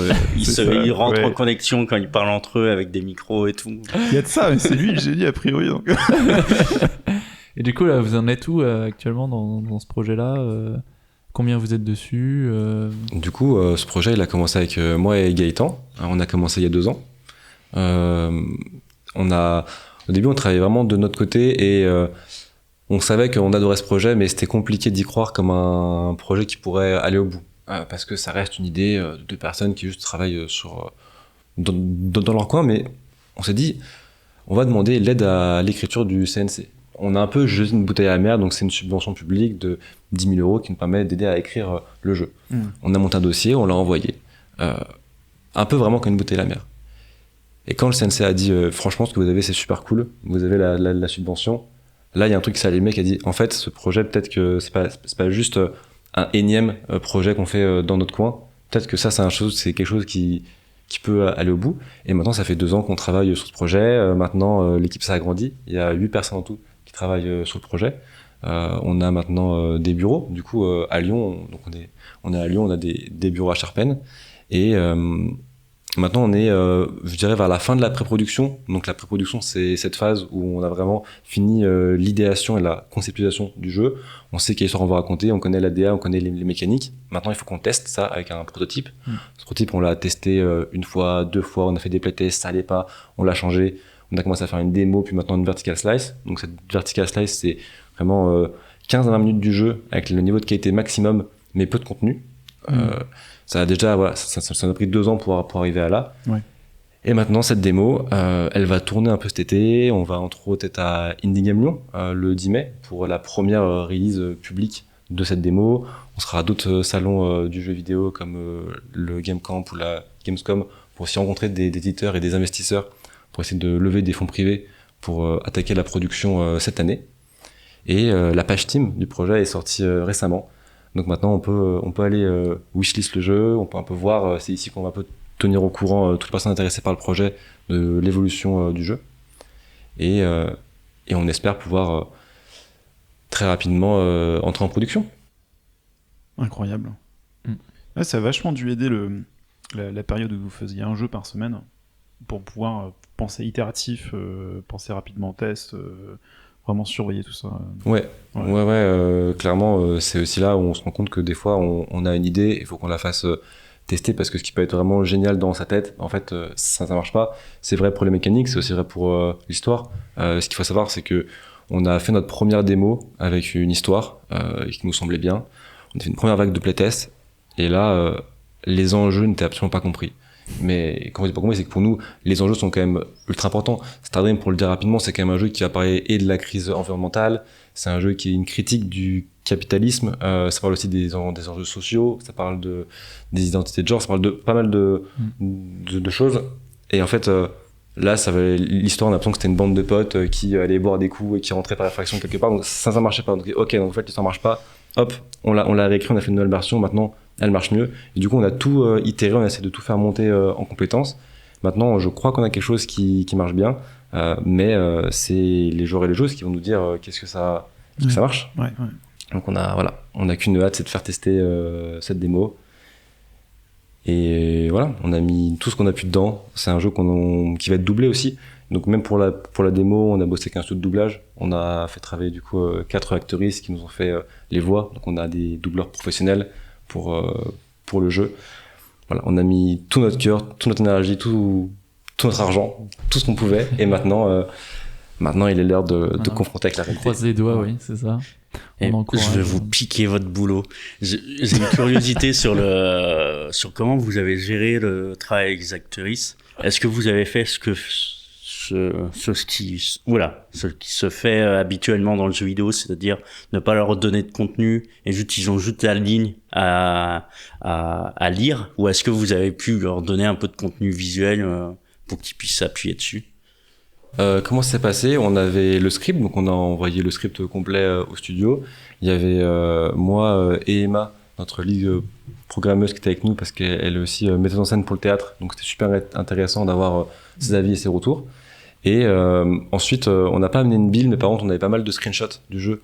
Donc surtout à chaque fois, c'est pour chaque scène, on montrait voilà une screenshot de où est-ce que ça se passait, donner le contexte. On se rend compte qu'il faut être vraiment précis. Parce que par exemple, on a une scène du jeu où on parle avec un personnage à travers une porte. Et en fait, on a commencé à faire la scène sans donner ce détail. Et c'est à la fin, j'écoute les dialogues, je ferme les yeux, j'essaie de voir la scène. Et je suis en mode non, il y a un truc qui va pas. Et je me dis bah oui. En fait, donc je leur dis ça. Ils me disent bah ça change tout. Et du coup, on a dû refaire toutes les prises parce que la projection de la voix est différente. Et du coup, on doit parler plus fort, on doit un peu s'éloigner du micro pour reproduire vraiment cet effet de quelqu'un qui parle à travers une porte. Donc c'est important en fait d'être précis sur ce genre de choses. Et maintenant, du coup, dans notre tableur Excel, on a aussi une nouvelle colonne qui définit la distance à laquelle les personnages sont quand ils se parlent. Donc on sait du coup si on se parle proche, si on se parle à moyenne distance, ou si on parle de loin. Je trouve je parle à quelqu'un qui est très loin et je fais genre hey oh, et du coup ça il faut aussi qu'on puisse le savoir dans notre script et dans nos tableurs Excel. Donc ça a été formateur de faire cet enregistrement et de voir aussi qu'on est capable même sur une équipe indé d'aller au bout de nos idées et du process, de dire voilà on peut gérer un doublage, faire de la direction d'acteur, d'actrice. Ouais, c'est un peu le message qu'on essaie de passer en jam, c'est si vous réduisez le scope, vous pouvez faire quelque chose d'excellent. C'est ça. C'est typiquement ce genre de leçon que j'essaie d'inculquer à... De toute façon, on dirait que je suis un peu au-dessus et tout. Mais c'est le genre de façon de penser que j'essaie de donner un peu, moi, à l'ICAN Lyon, quand je donne des cours. Notamment pendant les soutenances, où t'es là et t'es en mode... t'as vu un peu trop gros. Et quand t'as des groupes qui prennent ça en tête et qui te font un petit scope ou des jeux beaucoup plus entre guillemets basiques, mais où ils vont pousser le polish pour dire ok, on va le maîtriser, on va comprendre ce que c'est typiquement un platformer. Et ça te donne des productions hyper cool, soit avec une seule idée de gameplay un peu originale et du coup ils tentent des trucs. Typiquement nous, je me rappelle d'étudiants, ils ont jamais fait de 3D de leur vie en jeu vidéo et ils se sont dit vas-y, on a une seule idée d'un jeu d'horreur où on tire dans une cabane à droite à gauche, mais du coup on va faire de la 3D et on va apprendre de la 3D et ça marche trop bien. Et ça c'est un vrai conseil parce que le fait est que quand tu sors d'école, ce qui va faire la différence, c'est ton portfolio. Qu'est-ce que tu as à montrer, que ça soit en document, en prototype, etc. Et si tu fais des projets trop gros, soit ils vont être nuls, soit tu vas pas en avoir beaucoup. Alors que si tu fais des petits projets hyper ingénieux, avec la bonne boucle de gameplay et tout, tu vas sortir du lot, forcément. Et puis en plus, tu peux mieux segmenter qui fait quoi. Donc tu peux te spécialiser un peu plus. Et comme ça, tu as un portfolio qui est vraiment spécialisé par rapport à ce que tu veux faire toi. Et c'est trop cool. Ouais, et puis ça recentre vraiment les objectifs du truc sur l'essentiel. Ça te permet de te concentrer et de bien peaufiner les choses. Plutôt que un gros projet, tu vas avoir tendance peut-être à t'éparpiller, à délaisser certaines parties et pas d'autres. Ouais. Très souvent, il y a un truc qui manque. Alors, il y a souvent deux choses. Il y a souvent un manque de ce qu'on appelle du signe feedback. Donc, ces signes, c'est t'indiques un truc et le feedback, c'est de dire est-ce que tu as réussi ou pas. Et ça, c'est aussi utilisé comme récompense. Donc, souvent, tout ce qui est effets spéciaux. Et un des trucs qui manque très souvent, par faute de temps, d'intégration, pourtant, c'est pas le plus dur, en tout cas, à intégrer, après, à créer, c'est autre chose, c'est le son. Et pourtant, le son, ça peut faire une vraie différence. Et ce qui est intéressant quand tu fais un plus petit projet en tant qu'étudiant, mais même des fois en tant que professionnel, c'est que, et là, en tant qu'étudiant plus particulièrement, pour revenir quand même, c'est que tu vois toute la pipeline et tous les métiers que tu vas rencontrer, et tu comprends les problématiques, et tu les testes, et tu te foires, mais c'est pas grave, parce que t'as le temps de recommencer, parce que t'as un petit projet. Et à la fin, t'as tes profs qui sont en face et qui font c'est trop bien ce que t'as fait. Et puis petit à petit, tu peux imaginer que tu vas faire un plus gros projet, sachant que la plupart du temps, les écoles de jeux vidéo en France marchent beaucoup par projet. Et notamment la 3e année quand c'est un bachelor ou la 2e année par le gros projet. C'est là où tu dois être en capacité de dire ok, je vais un poil plus loin et je mets tout ce que j'ai appris sur ces petits projets en exécution, et je fais un truc qui va vendre du rêve à mes futurs recruteurs ou un éditeur si je veux aller plus loin avec ce projet. Ça arrive de temps en temps, et il y a des jeux très chouettes qui sortent comme ça. Moi j'ai en tête En Garde, qui a été un projet étudiant, qui est un jeu d'escrime en 3D montpelliérain. Il y a Symphonia, qui est un espèce de Hollow Knight, de ce que j'ai compris, qui a une DA tombée par terre, qui est pareil, un projet étudiant à l'origine. Donc ça se fait déjà, et ça c'est vachement cool.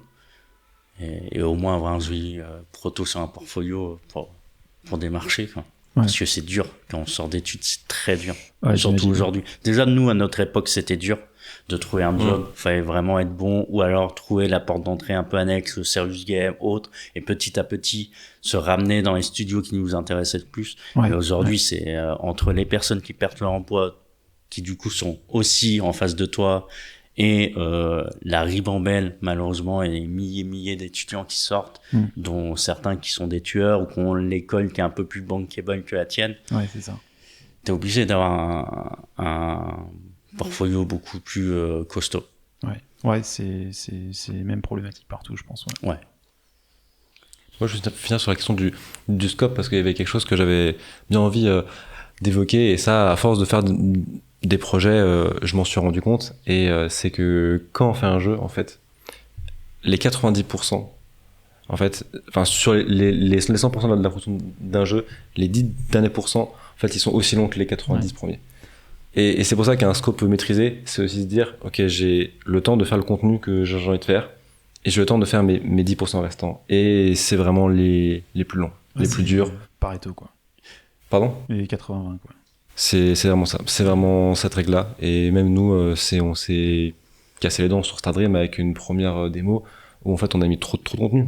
On a mis trop de contenu, et au bout d'un moment on s'est rendu compte qu'avec les deadlines qu'on avait, les échéances cet été, au début d'année on s'est dit en fait on va pas y arriver, parce que au mieux du mieux, on aura le contenu et on n'aura pas eu le temps de faire du polish. Donc ça va être mauvais. Ça ne va même pas faire transparaître nos intentions. On n'aura pas le temps de travailler tous ces petits détails, mais qui en fait font transparaître l'expérience de jeu.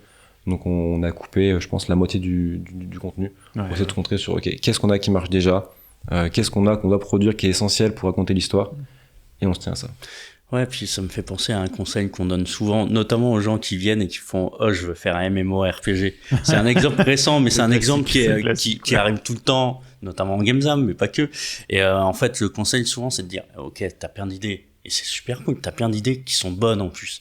Mais commence à en faire une première, avec un premier jeu où tu la mets dedans, tu fais un deuxième jeu avec une autre idée ou un autre élément essentiel, et peut-être qu'un jour, tu auras suffisamment d'expérience, de gens autour de toi et d'argent pour le faire, ton MMORPG de ouf malade où tu peux crafter tout ce que tu veux. Ouais.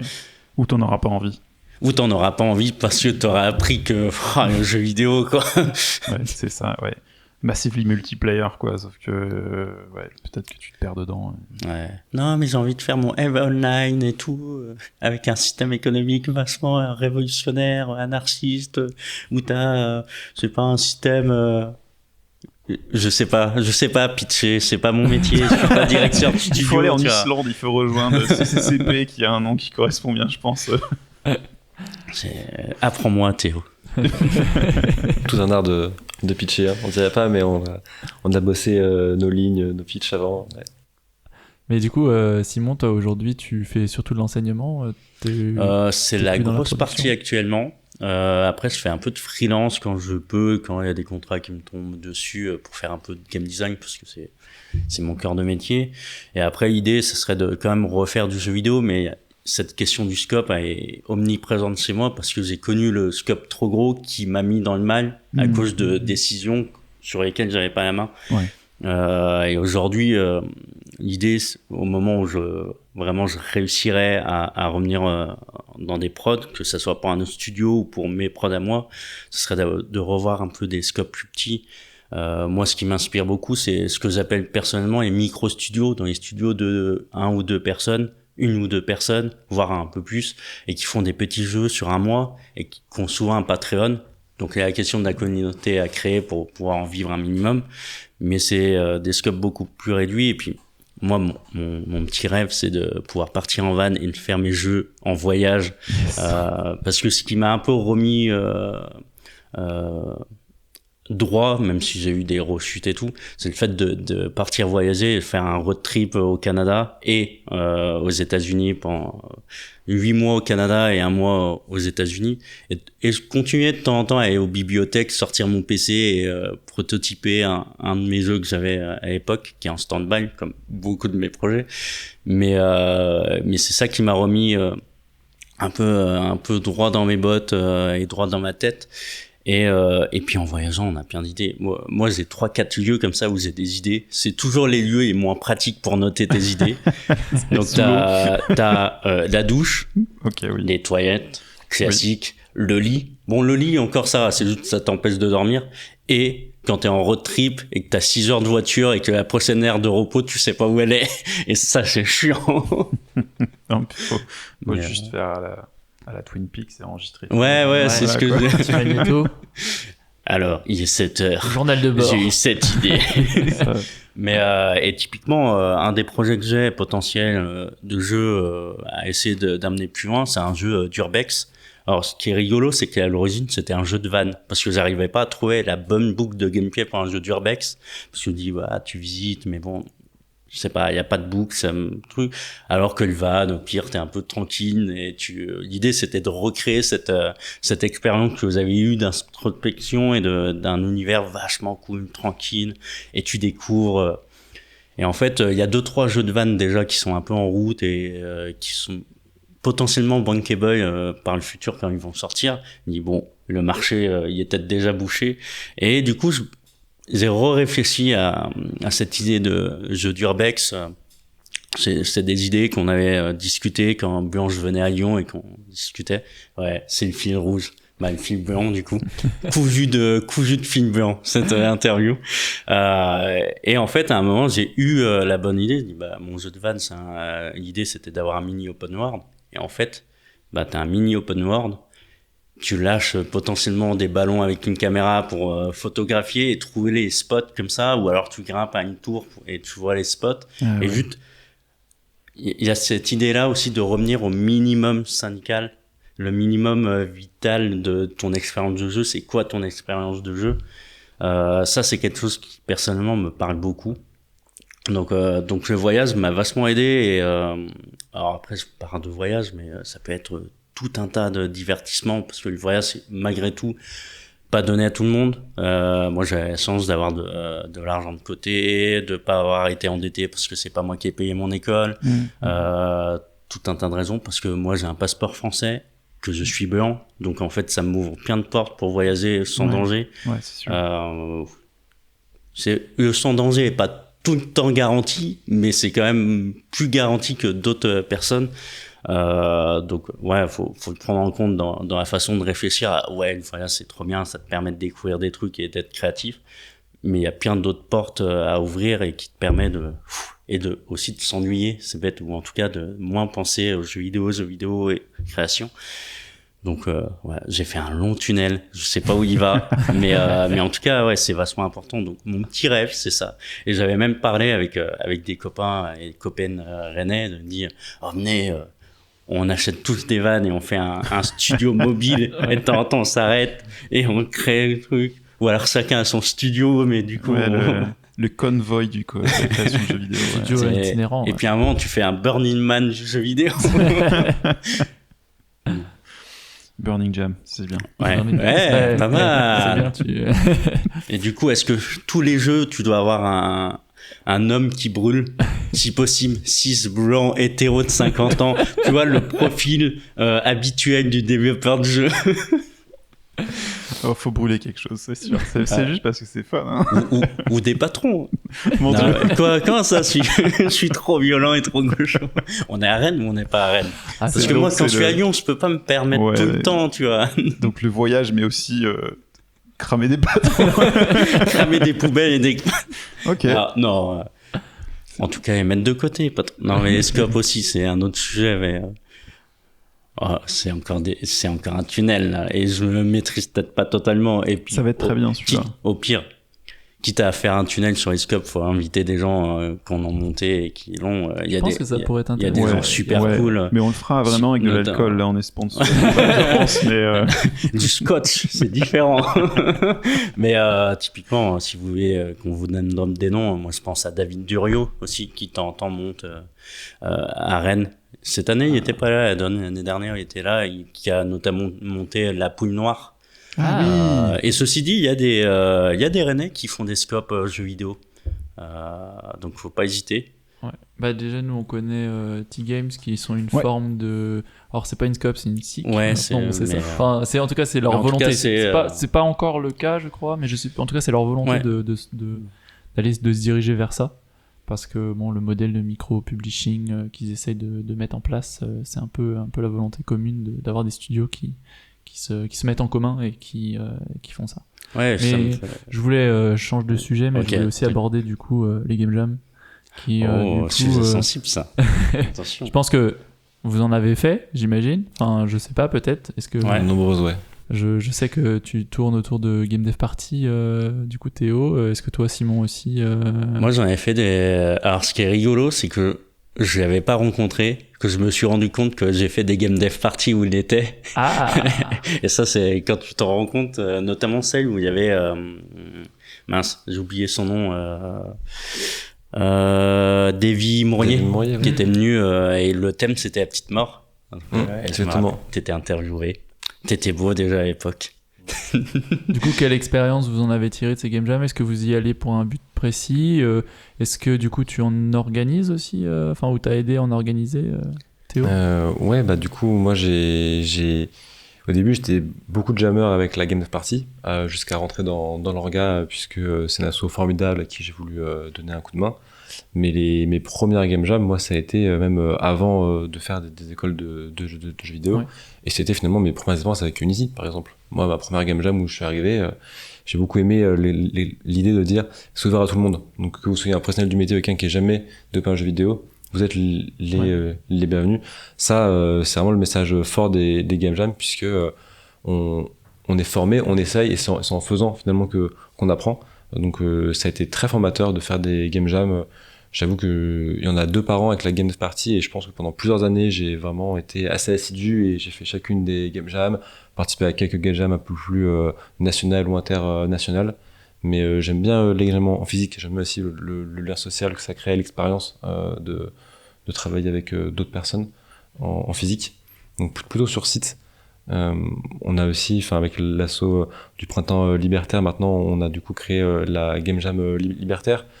Là-bas, c'est plutôt une asso qui est là pour parler du mouvement libertaire via des tables rondes, des projections, des événements. Et nous, on a dit, en fait, ça nous parle, nous on fait du jeu vidéo, pourquoi on fait pas une Game Jam sur ce thème pour voir qu'est-ce qui peut en sortir. Et il en sort des choses vraiment formidables, où on fait des jeux à propos du squad, des manifs, ou juste aussi des jeux un peu différents. Finalement, c'est la foule qui contrôle le jeu, que ce soit juste une seule personne, qu'on soit un peu un ou une dieu, déesse sur le jeu. Donc là, voilà, c'est la foule avec son téléphone qui scanne un code QR, et tout le monde peut interagir, et c'est le vote qui a le plus de voix qui l'emporte. Donc voilà un peu l'expérience que j'ai avec les Game Jam, et c'est vraiment... moi, j'adore. J'adore vraiment ce qui... Toi, ces derniers temps, t'as fait pas mal de Game Jam aussi un peu éducatifs, entre guillemets, la science entre en jeu, au lieu de camp, non ?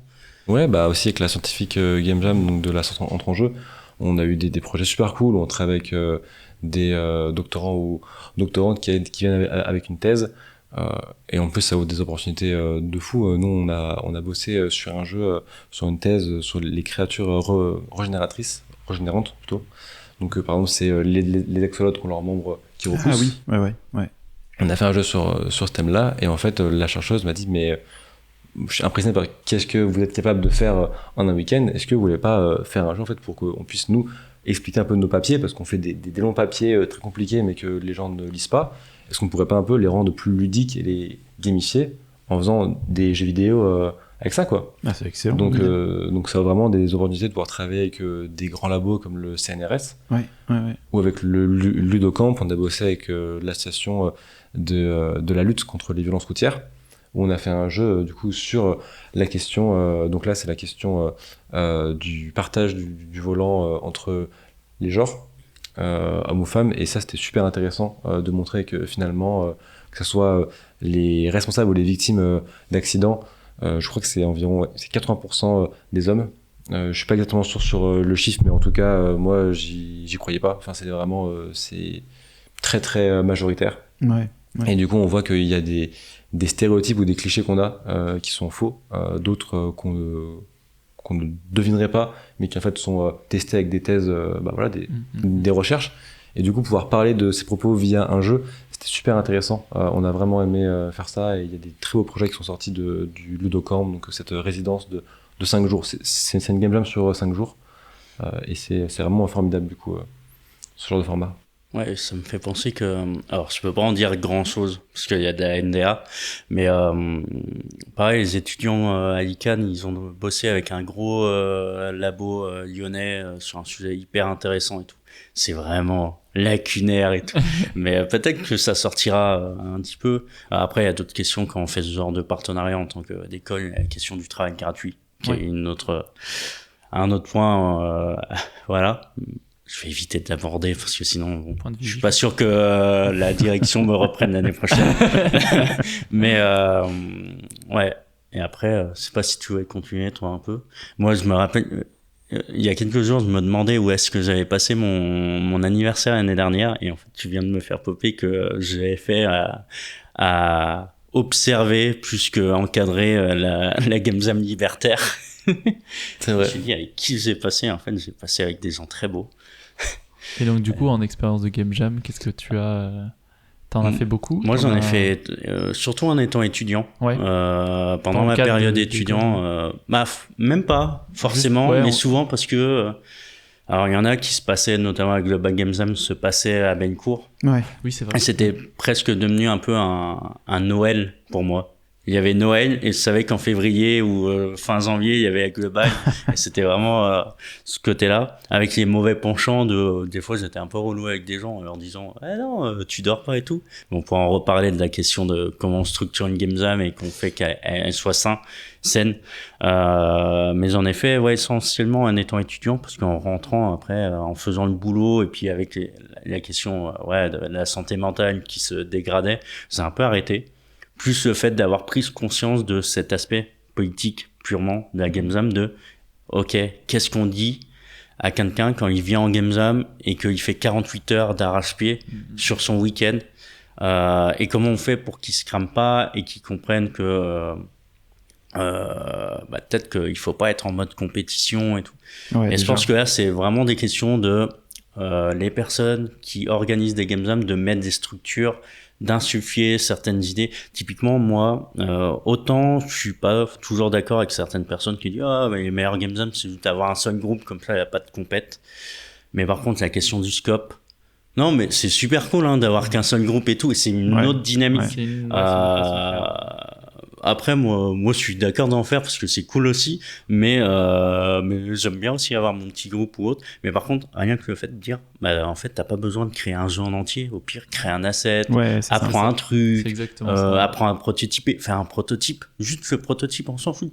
Au pire, si vraiment il est trop cool, tu le feras après. Oui, mais ne pas se mettre la pression et te dire, tu dors, tu te casses des locaux et tu dors. Donc on ferme les locaux, bien insister sur les scopes. Je pense qu'il y a une vraie réflexion à avoir sur comment on structure les game jams, et la question aussi de à quel point on pousse pas mal d'étudiants à en faire des game jams, qui est pas toujours très simple, parce que ça devrait être juste ok, j'ai envie. Ouais, c'est ça. Alors que des fois on m'a rapporté que il y a des écoles qui notent si tu vas en game jam. Souvent il y a des points, moi c'était le cas à mon époque pour un UE, il y avait des points bonus, 1 point, 2 points sur ta note si t'en faisais. C'est pas très sain. Et du coup il y a vraiment cette culture du crunch qui va derrière et qui est problématique. Donc c'est pour ça qu'à mon avis il faut vraiment restructurer, et la première question c'est la durée et qu'est-ce qu'on demande au final, qui va faire qu'on arrive à ne pas avoir cette culture qui s'immisce. Moi, on a un maître du temps, je le vois. L'autre point que je trouve intéressant aussi avec les game jams, ça fait un peu rebondir sur le sujet des trends et des tendances qu'on a parlé au début. Mais quand on imagine un jeu pour en faire un jeu commercial, évidemment qu'on pense à ces questions-là, de trends, de tendances, de est-ce que le jeu va marcher ou pas.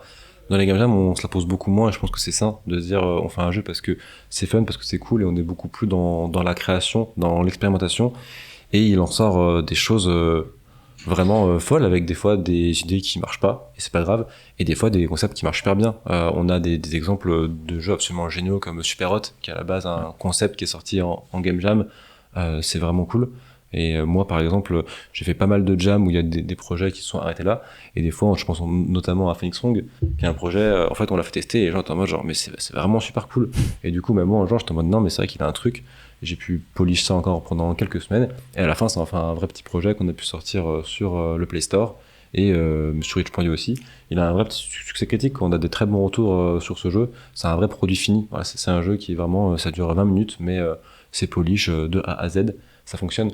Et voilà, c'est l'occasion de tester des choses, de pas avoir la contrainte et la peur de mon jeu va pas se vendre, et ça peut vraiment donner lieu à des concepts formidables. Donc c'est une bonne source de création et d'aspiration. Ouais, puis pour finir, si moi je devais me remettre à des game jams, soit ça serait des game jams entre potes, un peu comme quand on fait des LAN, soit dans des structures un peu vraiment où je suis sûr que c'est safe, typiquement les audacieuses où on sait qu'on se fait virer du Discord à telle heure et tout, ou sinon ça serait faire des game jams un peu originales. Alors ça a tendance à mourir, notamment celle qui me fait rêver, mais des game jams dans des trains. Il y a Train Game Jam où tu faisais Chicago, San Francisco pour aller à JDC. Bon, j'irai pas aux États-Unis pendant un certain temps pour une certaine raison, mais et puis parce que il me semble que pour l'instant elle est pas en passe de revenir, mais il y a aussi les Castle Game Jam qui sont trop rigolotes.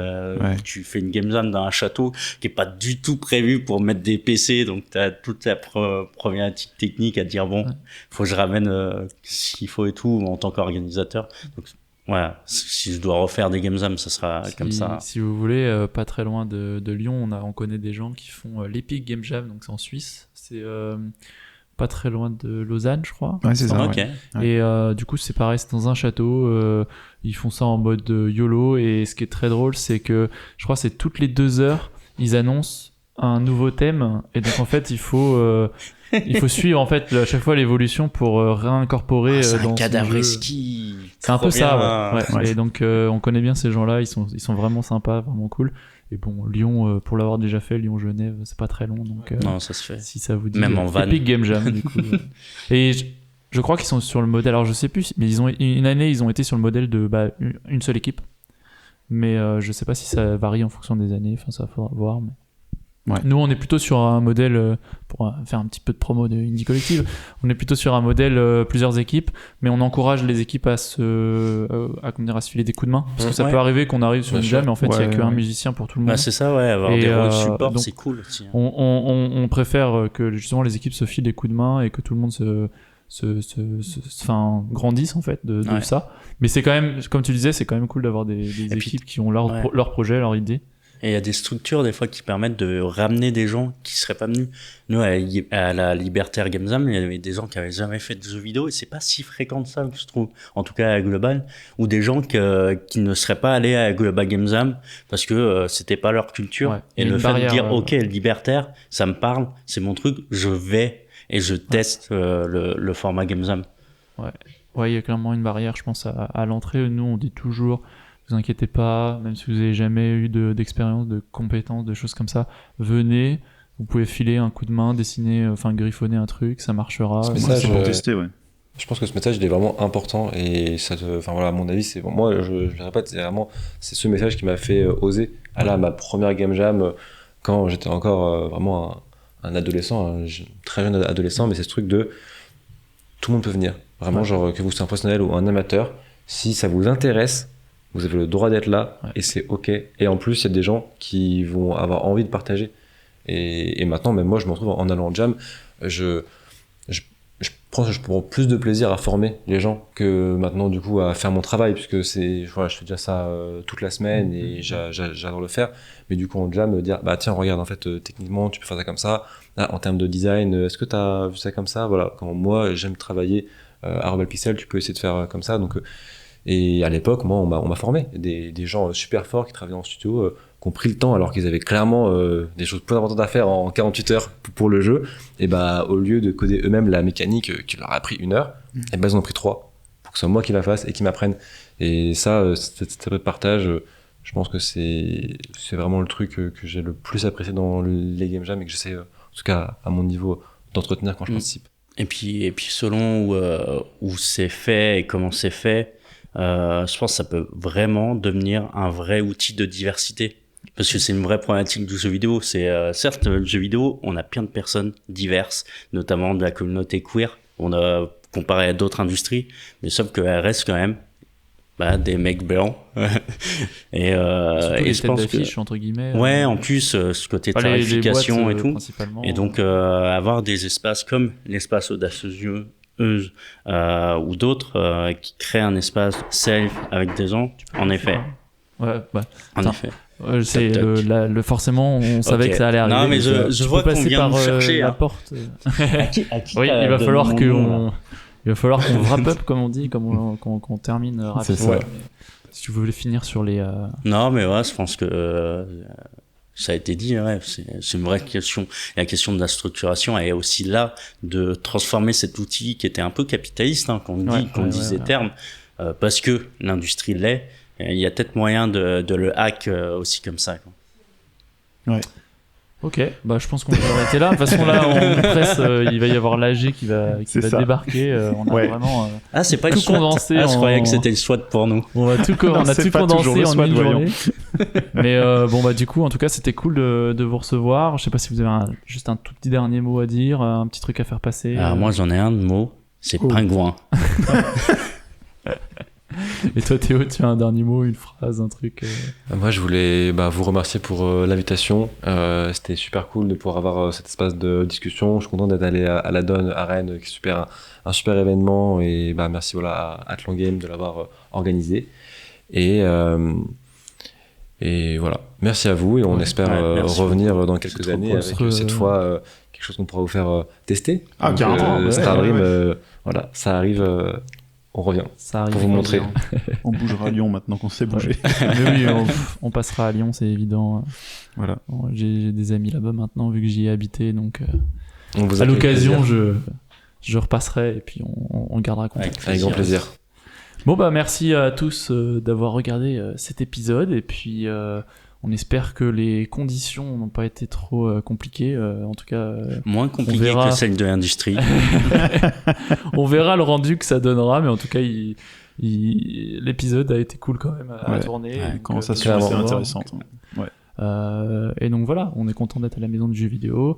Pensez à faire tous les trucs là pour le partager et vous abonner et machin, et puis on se retrouve très vite pour un autre épisode dans du Lab comme d'habitude. Et puis voilà. Un dernier mot, Chris Pingouin Exactement, Yeti. Voilà. Bon, allez, salut. Amazing. Au revoir. Merci. Si ce jeu était fait par un inconnu, est-ce que cette personne, elle l'aurait acheté à 15 ou 20 balles, tu vois, je sais pas, en fonction du type de jeu. Et ça, c'est très dur avec les gens que tu connais. Moins tu les connais, plus ça va, mais ça reste toujours compliqué.